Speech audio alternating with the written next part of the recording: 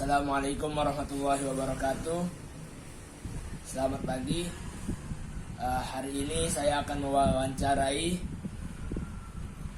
Ibu Umi Hani, founder dari One Day One Kisah.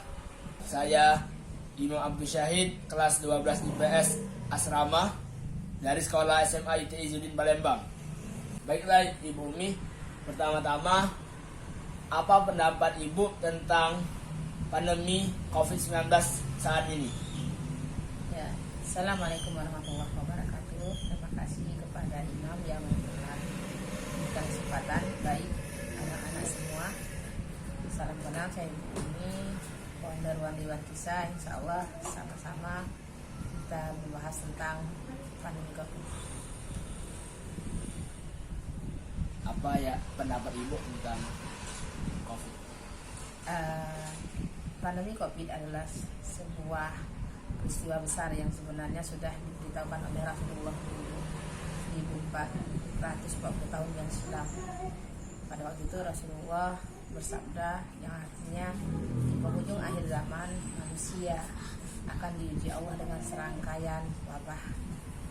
Nah, wabah pandemi ini disebut pandemi karena dia menginvasi tidak hanya satu negeri. Kalau hanya satu wilayah, maka wabah itu disebut endemi. Tetapi karena dia menginvasi seluruh wilayah dunia, maka disebut dengan pandemi.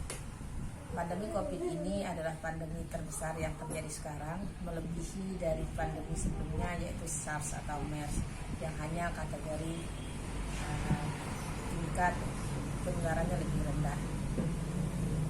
Di masa pandemi ini, semua rentan mengalami infeksi.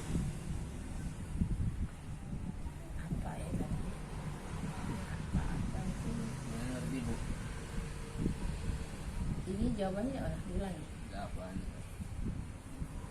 Di masa pandemi sekarang ini, virus corona disease ini menyerang seperti virus flu biasa. Namun bila kita semua memiliki penyakit penyerta atau komorbid, maka kita semua berpeluang mengalami efek yang lebih besar.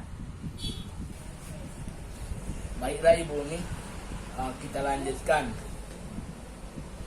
Menurut Ibu, mengapa pandemi ini semakin menjadi-jadi? Ada beberapa faktor yang menyebabkan pandemi COVID semakin menjadi-jadi. Faktor utama adalah sampai hari ini belum ditemukannya vaksin yang tepat, yang efektif, yang bisa digunakan oleh manusia untuk mengatasi pandemi. Karena vaksin belum ditemukan, otomatis penyakit ini tidak ada obatnya. Nah, karena sifatnya menular, maka wajar saja penularannya, yang tertular akan semakin tinggi. Otomatis jumlah korban yang bertambah dari hari ke hari akan semakin banyak. Inilah alasan mengapa pandemi ini semakin hari semakin menjadi dan hampir terjadi di seluruh bagian belahan dunia. Bagaimana cara kita untuk meminimalisir dampak dari pandemi ini? Cara kita meminimalisir dampak dari pandemi ini sebenarnya sudah diberitahukan oleh baginda Nabi kita Nabi Muhammad SAW 1440 tahun yang lalu. Tak kala beliau memberitahukan bahwa kita akan mengalami pandemi di akhir zaman, Rasulullah juga memberitahukan bagaimana cara mengatasinya. Cara utama yang diberitahukan oleh Rasulullah SAW adalah dengan menjaga kesehatan yang hari ini digembar-gemborkan oleh pemerintah dengan protokol kesehatan.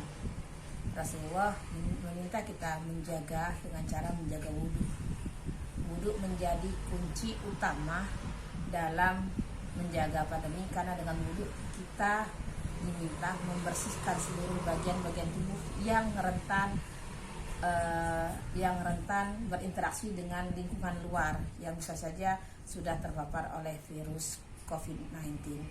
Kemudian Rasulullah juga memerintahkan kita untuk menjaga sholat. Di sisi duniawi, sholat itu merupakan gerakan senam yang sempurna, sebuah relaksasi untuk tubuh yang luar biasa. Di sisi maknawi, dengan sholat akan ada ketenangan batin yang berefek pada keterangan jiwa yang secara otomatis akan meningkatkan imun tubuh. yang akan berpengaruh besar pada ketahanan fisik seseorang.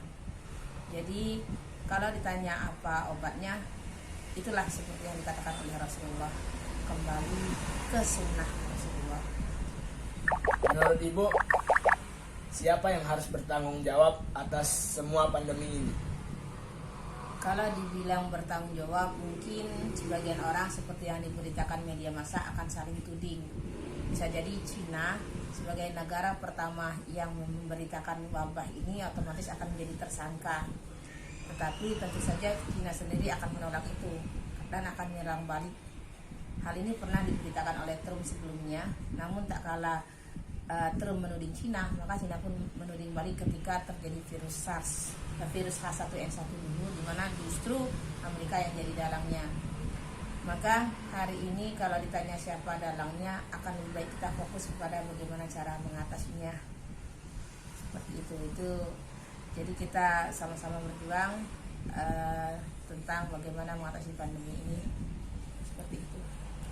Lalu gimana sebaiknya kita menghabiskan waktu selama pandemi ini? Apakah harus bekerja dari rumah selalu atau kita tetap bekerja seperti biasa, keluar rumah, beraktivitas seperti layaknya tidak terjadi pandemi? Seperti yang sudah diwartakan oleh baginda Rasulullah SAW, saat terjadi pandemi, Rasulullah berpesan kepada para sahabat dan umatnya juga ya, untuk hanya tidak keluar di wilayah yang terkena pandemi. Jadi hal ini berarti kita tetap diperbolehkan beraktivitas, namun akan lebih baik bila kita mengurangi soal-soal ibu sebagai dosa lebih baik ya. Di mana kita menghabiskan waktu ya. Ibu dekat Di masa pandemi sekarang ini, seperti peristiwa-peristiwa pandemi pada masa lampau, maka waktu yang kita habiskan sebaiknya lebih banyak berada di rumah saja, karena inti dari pandemi ini adalah mencegah penularan virus, dan mencegah penularan virus itu bisa dilakukan ketika kita menjaga jarak atau social distancing. Hal ini juga dilakukan sama dulu ketika pada masa lampau terjadi pandemi, maka aktivitas masyarakat pada masa lampau juga lebih banyak fokus ke rumah.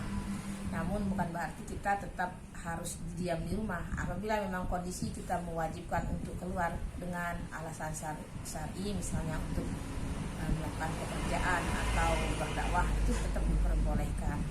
Dengan catatan besar adalah mengurangi benar-benar keluar kota. Kira-kira kapan pandemi ini akan berakhir menurut Ibu?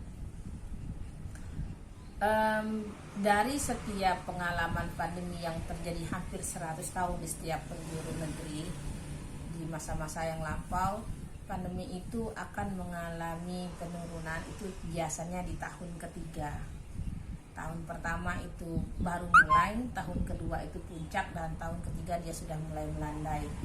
Jadi kalau ditanya kapan kira-kira pandemi ini akan berakhir, insya Allah kita berharap segera berakhir. Namun berkaca dari peristiwa yang telah terjadi, setidaknya di tahun 2022 mungkin pandemi ini sudah bisa teratasi dengan baik. Baiklah, terima kasih Ibu Umi telah menyempatkan waktunya untuk diwawancarai. Baiklah teman-teman sekalian, saya Imam Abdul Syahid berterima kasih atas perhatiannya. Saya undur diri. Wassalamualaikum warahmatullahi wabarakatuh. Waalaikumsalam warahmatullahi wabarakatuh.